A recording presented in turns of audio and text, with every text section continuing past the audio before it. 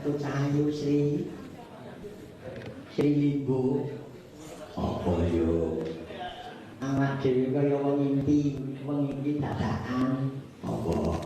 Mimpi telepon. Pun ganggu meningane Bapak Dr. Lusi Mansur Dawu. Le, sowan nang Jonggol. Mama. Pengen apa to, Pak? Aku arep mayang sesuk malam Minggu. Kowe teko nggawa sinden sing super. Nggih. Karo nggawa yoga sing mempeng lemangan. Ya tak sagui aku via telepon udara jam 8:30 nggon ana tamu. Tamu apa, Pak? Sesuk bengi malam Senin kon nayang golek mongko ning nggone dhewe. Sesuk malam Senin. Ning kan wis aku karo pepundhenku lha aku nyangkene to no. Iya. Bareng teko kene biyo-biyo wis komplit banget. Komplit apane? Aku teko kene udara jam besok terus ditimbali mlebu iki take sing arang lakoni aku adegane ngene iki isine ngene iki naskahe ngene wah jam iki garapane ngumpuli dalang iki apik temenan no. Wah jam apik tenan. Ning bareng mau jam 4 sore aku ditimbali meneh. Apa? Anu Mas, aku rada tenggorokan karo kok. Mengko aku lumayan ming sedhilik terus diterusno sampean. Ngubah sampean nek perlu terus Mas Dwi. Bar Mas Dwi terus nulung. Bar nulung terus kali dhewe mbae nato. Iya. Bar maghrib aku timbali meneh. Aku ora sida mayang. Sing mayang sampean lakon ya kuwi kono lakon diulang-ulang. Iya. Jadi nyuwun pangapunten kalian para lenggah, para tamu sing rawuh ning sethithik udakara 14. Ning ngungkuli wong 1000 Sebabe wong 14 ning iki kegolong wong inti-inti wong berbobot, no? Para sepuh berbobot temenan tumrap kepentingane bangsa lan negara. Mula mau sore dengan pepundhenku Bapak Sumarjo paring sesorah ngendikan sithik ning mentes tur lakon kok Kurawa Kunjara. Kurawa. Monggo Kurawa ki ana donane sak pengikute ngono. Dadi dadi Kunjara. Iki mengko. Nek tak maca ning kacamata tugel ngono. Dadi aku karo saking munggah panggung nggawa buku ning maca ora weruh. Ora weruh tulisan aku weruh ning dhuwit ngono. Iya. Monggo ditimbali mau aku terus mbok menawa sesuk sampean kondur aku sing sare iki amplope ditampa ngono. Dadi hitung-hitung iki aku urung kemringit wis diparingi amplop. Aku perkara matur anu Pak nek kula amplop mboten mawon Pak. Kula mriki mboten ajeng nyuwun amplop sing penting insine ngono. Malah suwe-suwe kok seperambut Pak. Iki menawa aku teko kene karo nggawa cantrik kok tak goleki wayahe ora ketemu. Apa ana sing ngusui, apa ana sing jupuk tak goleki kok ora ketemu. Nang ndi ki cantrike? Mau ning kene tak boleh nglekke. Kok dadi ora ketemu jajan. Iki penelitine malah ngusui. Iya, Mak. Ya ora dadi apa, Mak. Ya iki pokoke malam iki malam hiburan. Panjenengane ora kagungan kersa apa-apa ya wing malam tilakatan malam umon. Mula wayang dilabuhi jam 09.00 mengko udakara nek iso jam 1 sampung. Sapa nek iso jam 11. No. Aja kesusu. Monggo iki kudu nganggo lakon cara kuno. Cara kuno pamane apa? Kelenane Pak Marjo ku ora kena keri sinom parijatra.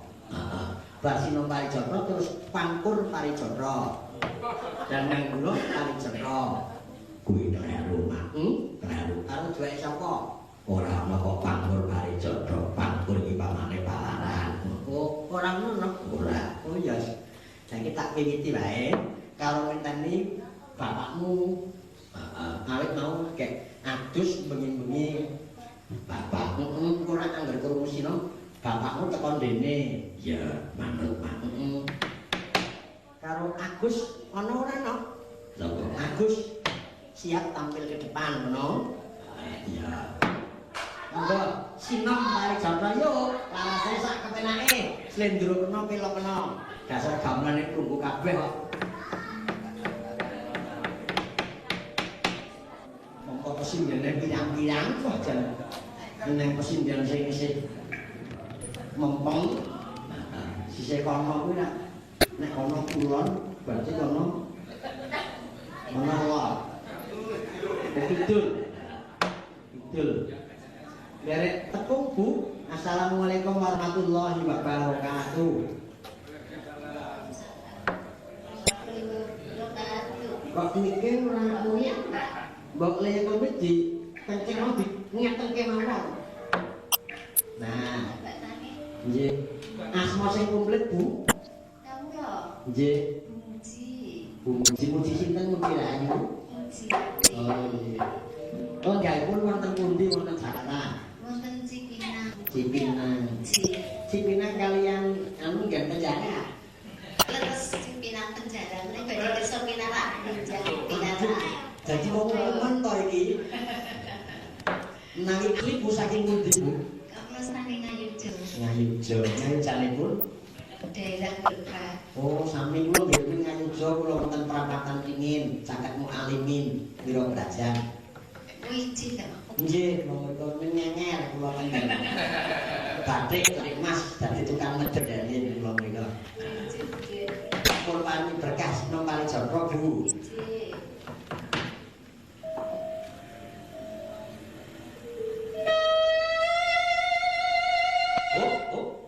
Iya gandeng karo kanca-kanca siap senggak.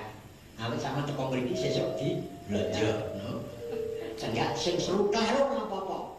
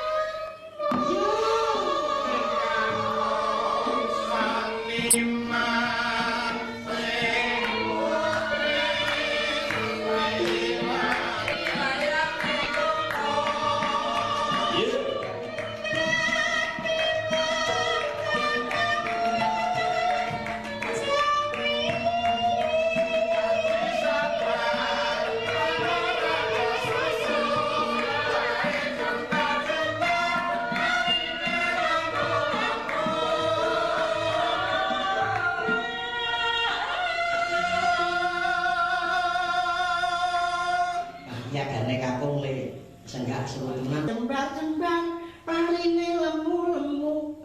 Saiki dibaleni swara putri kabeh. Monggo tak bani. 1 2 3.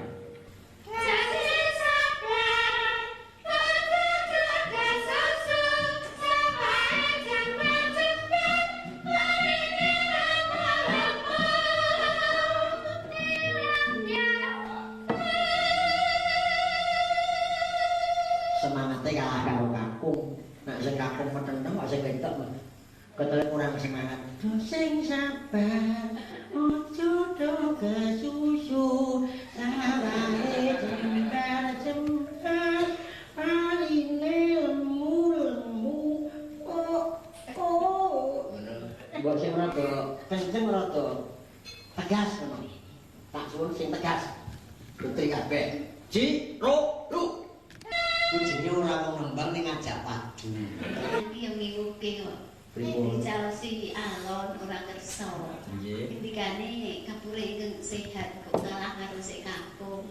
Sakjane pun calosi yo lepatane. Nggih. Ngeten lho Bu.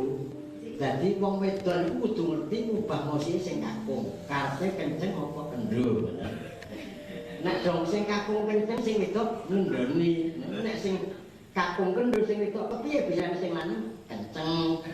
Niki ampun diasosiasiaken nggon sing kurno. Dadi kenceng pikirane kenceng kape, umpama kok sing Kakung kok kondur saka kantor muring-muring mungkin ada masalah ning kantor. Sing putih kudu sing ngendhake, sing semeleh, sing sareh. Ngoten. Kosok bari sing kakung kondur saka kantor. Lah kok sing putih kata gelas dibanting mak komprang apa-apa tabraki sing kakung ya sing sareh. Dadi asosiasiane aja nganti nggon sing mengkono-mengkono. Iya. Yuk diteruske.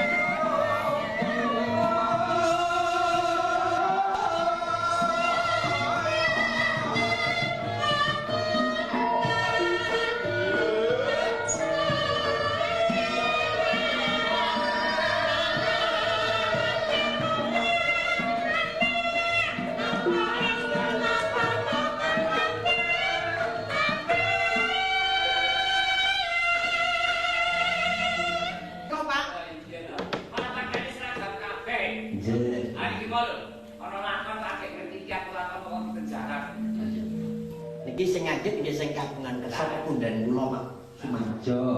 Lah iki kok kangge kowe iki tak jiwa mahal kok ora iso tak kandhani. Nggih. Jiwa mahal mongko perjuangan. Niki wong kersa dadi dalang tetep dalang yoni, dalang pingpang. Sayane wis kaya rada tuwa saiki. Sapa kira-kira iki Joko, oh kira-kira bojone pitu. Tenane. Nek yo ora saiki cukup siji kok. Nggih, alhamdulillah. Arep pira-pira sing penting nyukupi kulawargane ayem tentrem, keluarga sakinah mawaddah warahmah. Allahumma amin. Nah, lha momen wayangan meneh kok. Mun rampung jare Bu. Monggo. Monggo. Nggih pun telasaken ndak dadi saka wadah.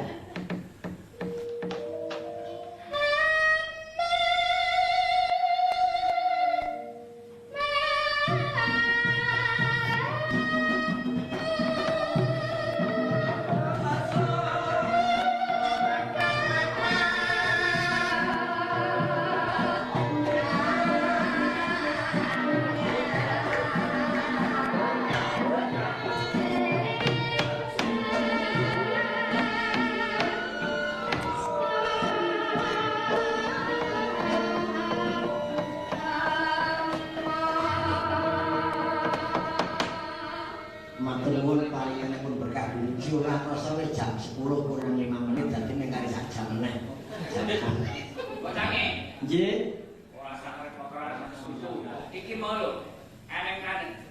Aja sak susu lho, Mbak. Lah kita kesikut ayo ndang susu ta ya. Napa kan kedodok? Lah iya lho. Iki lho, takono ibu cium iku. Nggih. Biyen kancaku ketoprak lho takono. Pripun nggih takoni iki lho. Ijek anu, lek rusak bacane. Nggih. Produksi sang sesok. Nggih. Jenengan iki mau sampun kun aturi rawuh mriki, amplope yo delok sesok sak bawae lho.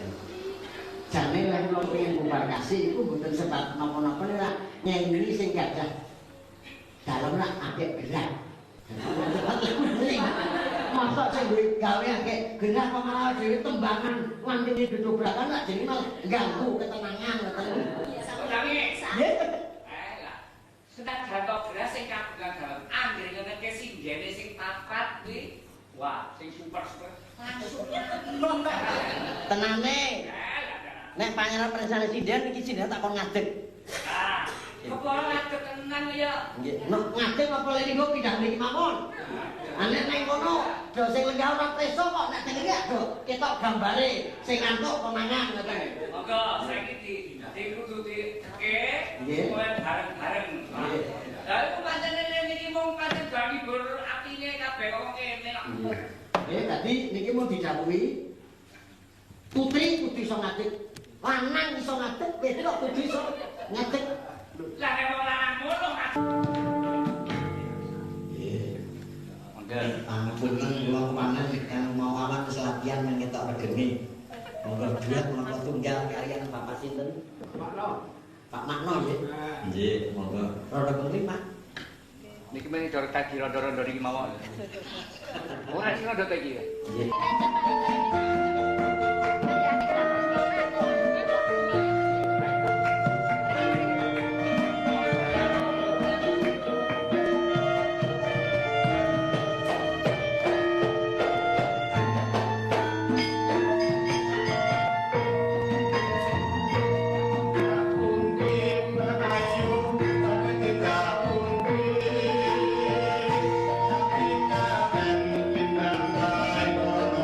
Thank you.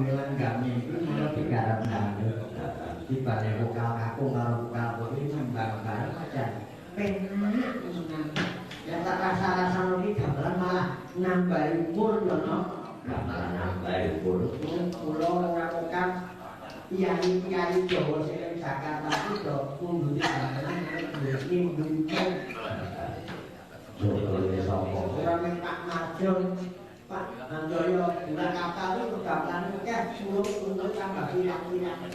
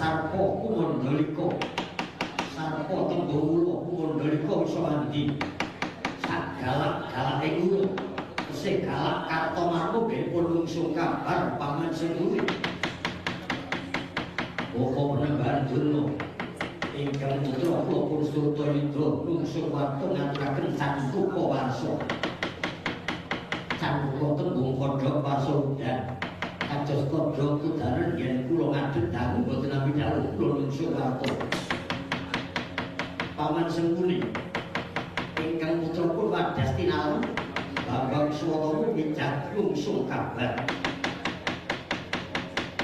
ngaturaken Sardula Wikridita Sardula tenggo macan Wikridita galak sak galak ing macan tesih galak ingkang putra pun Bambang Swara lungsung sengkuni.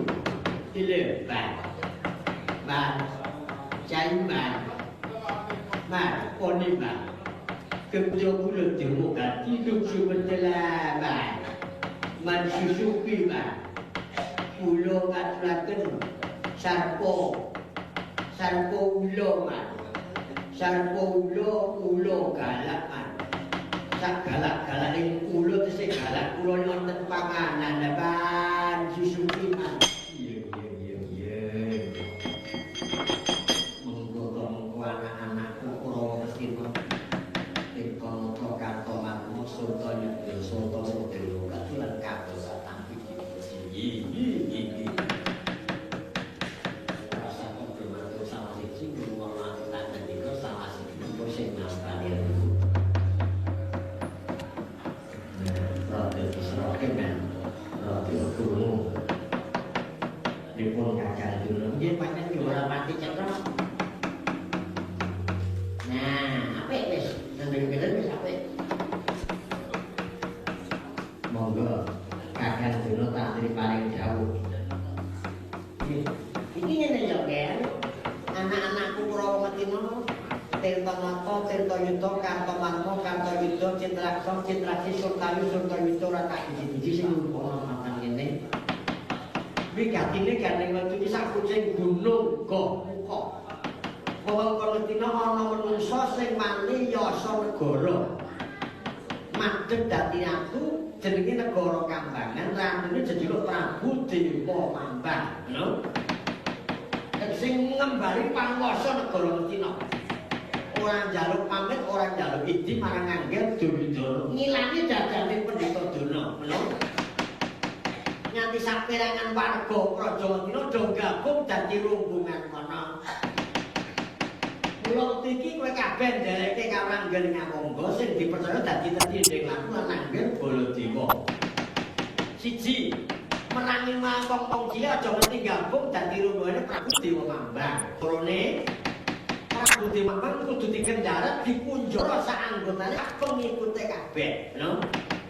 Lebono gedhe penjara. Arep dimelet engko mundak dadi bakar negara Metino. Yen mekaten keparingipun bapak Baduna nyepeng Prabu Dewa Mambang. Wis tur kabeh sampun. Ini Padya Metino tanpa ilangan.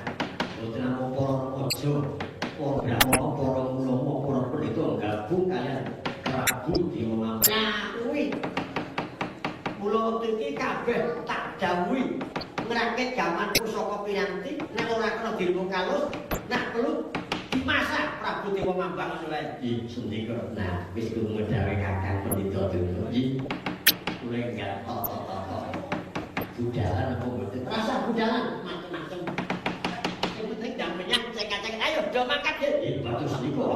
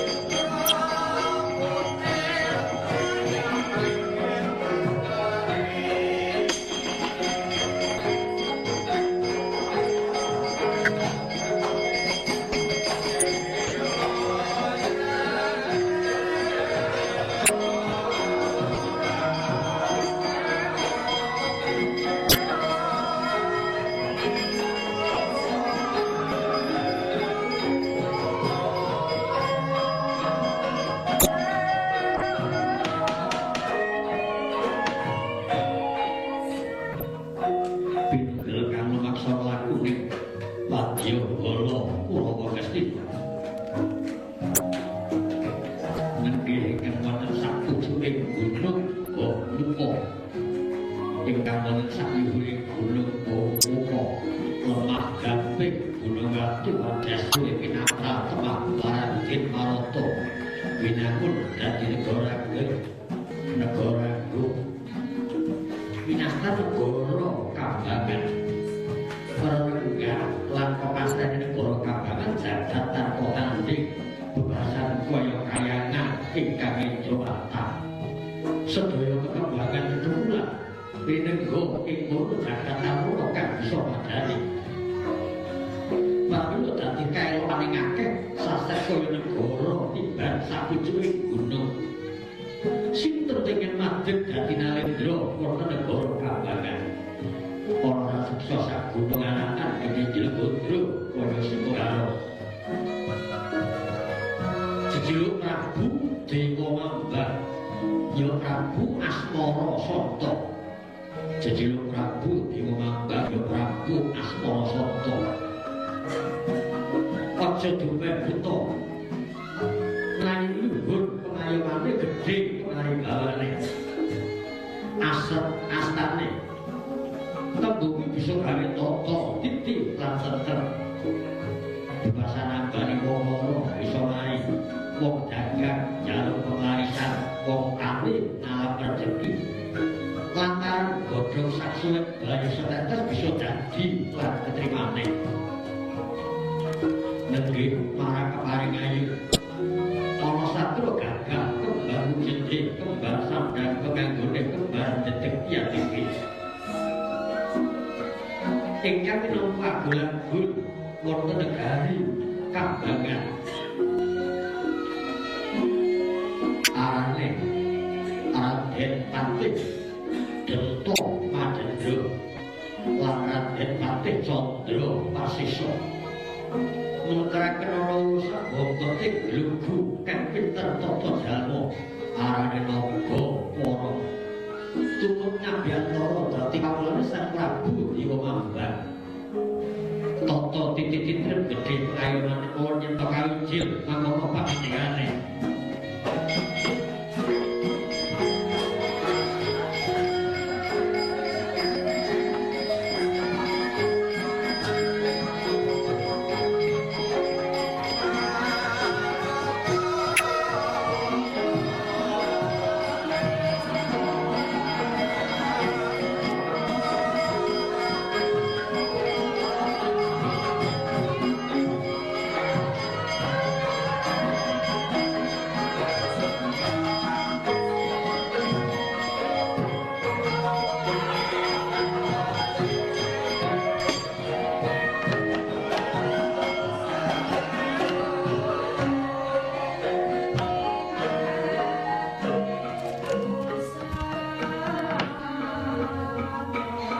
Sapunya satoto lenggah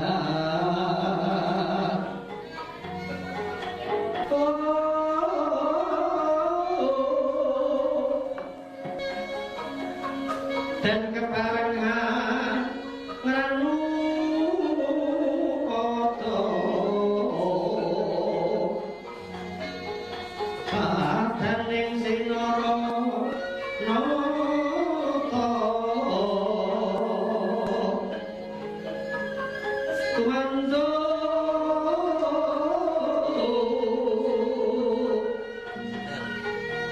Tumanduk sanjung mangaso tanon lukut Bleng mercoba gelap-gelis lanak lakun rejajagetan. Mengkoto mempokate pati sakembaran Dento Madendra lan kowe Candra Wasisa dene kang wujud ula naga kwera. Ada ndak awe caket ndak raketake marmane kowe patih wakiling aku. Aku bakal nunduk laporanmu siji iki negara nyamanggon ana pucuking gunung negara Kambangan. Iya, wastane kawula ing Kambangan kene. yen ana kang soal kayu gedene wong loro ora entuk mergane tangga. Ana berita nyebar kau nanging gawe rusuh nyebar ilmu nanging dadi racun ning negara. Ate Tentang adendo Tanton Jawali Soben dan Kewangan itu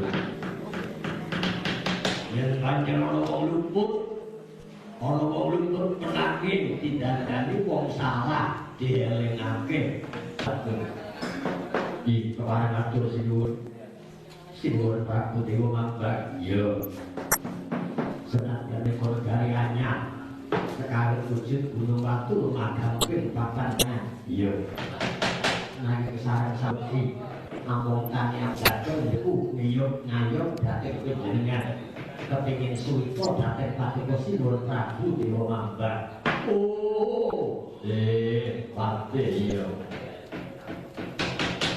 Candrawasih Sami kemarin kena dikobol pate Candrawasih Samatu iya terus mau kawin dengan Sinuwun Kemulo ketika Purworejo sang nyambyuk nempal wonten Wisdaya kepingin gabung manunggal berkawula wonten kambangnya sebab awit dados kula ngatinna paring muda taman pasinau boleh pegawean ora malah dados belajaran damel rusuh sareng iyo dhateng panjenengan pikantuk marganing pedamelan pikantuk marganing panungka jiwa Sinuwun bijak kewan entek anak putune arep ning weruh recane weruh gambare. Menungso padha sakeh padha murka. Nami sareng wonten negari Kambangan boten sedaya ora menungso. Nadyan kewan dipun ayomi, kewan dipun paringan. Sinuwun sak anak putu kula gabung dadi rombongan mriki. Iya, tak apa inggih. Sing tak apa ora rombongane kula. Rombongane gajah ya tak tampa, rombongane macan tak tampa.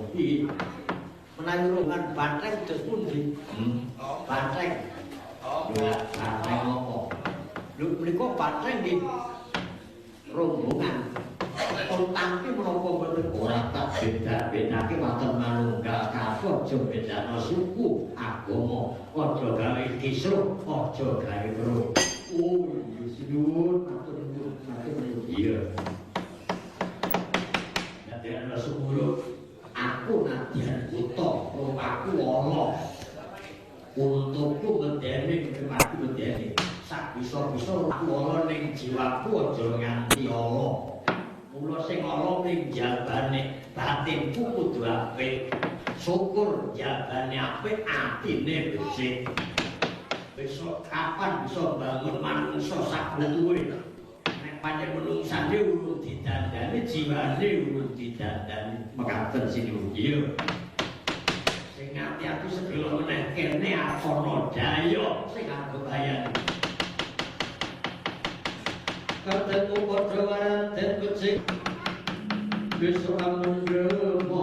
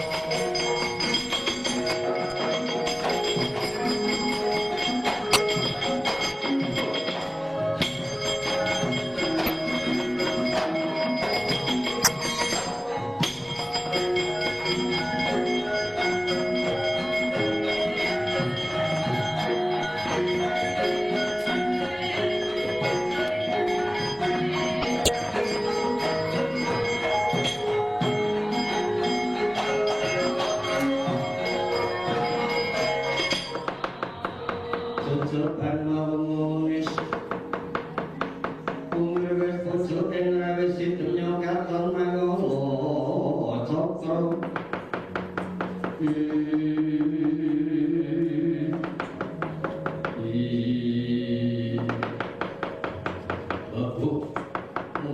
gunung Gomuko katon kebiar-kebiar regane apik regane saro apik kembar kaya kayangan jonggring sloko mongko biyen iki isine ning alas jung 5.000 isine ning wit rambutan karo wit jember bojo-bojone pete lha kok saiki dadi ana manjung gereng api ora ilok-ilok potongane ana pancurane nek miting glebiar sapa kowe takon karo aku iya ngaku dhisik wong ndi jenengmu sapa prajurit Ngastina kadang dalem pokok Prabu Jayadana aranku Temenggung Durjaya Durjaya yo kowe sapa Patih dalem negara Kambangan Patih negara Kambangan iya sapa aku Raden Patih Dento Madendra iya Dento Madendra oh kayak ana dalan jujugake tak temonane Ratu Kambangan sing jenenge Prabu Dewa Mambang aku butuh ketemu njareke paman Penembahan Doro karo Kakang Nepati Ngawangga perlune apa diluputake utawi dadi ratu ora pamit karo negara Ngastina iki nyahak mongkone Kurawa luput tumrap bangsa lan Kurawa Ngastina. Siji mandheg gone dadi ratu, loro bubar. Ping telu Ratu Gustimu Manuta tak kunjara tak rangket wektu iki. Nek kowe gelem bubar wektu iki. Ayo, bubar. Nanging Ratu Gustimu tak kunjara kowe bubar wis. Nek gelem bubar saiki ora tak kei dhuwit. Bubar. Bubarake. Lho, kowe gelem yo bubar ora yo bubar. Awake kumpule wong-wong ning ngene iki dasare ana sing ngumpulke. Sing ngumpulke sapa? Sing ngumpulke batine dhewe-dhewe. Rasane adem, rasane ayem, atine tentrem. Awit kula mesti kok bareng ketiga dawa banyu adus ora iso ngombe ora entuk banyu. Wong loro ora entuk tangga cincine padha taburan bocah sekolah padha gontok-gontokan sing yang rebut kursi rayaan bodoh rayaan donya ning bar ning Kambangan wong loro entuk tangga bocah nganggur entuk pegawean atine adem atine tentrem kumpul dadi punggawa asbel ora mandel kowe ngiming-imingi ngono tekan nggon jeromu mesti ana kowe ngerup warga Ngastina biyen penduduk pirang-pirang do lunga kontrak ning kene kabeh. Di Gustimu. Aku jarane rangkete tangan loro bisa ngenjara Gustimu iso nglangkai bangkeku. Lho. Kowe wani karo aku genep papat ora ngerti. Watak pisan. Ora ngerti aku galu-galane wong Ngastina iki preman Ngastina tak omong. Warot jonggol ya aku iki. Wani karo aku. Bedeni apamu kowe? Ora usah tanding karo Agus bisa menang wis tong-tongan. Pemelelet semlinti. Bubar. Bubar. Gelem bubar. Bubar. Kowe lha ora gelem bubar. Pancen urung dikai amplop ora do gelem bubar. Reno pangindapun kali jaduk dadi mecah kowe.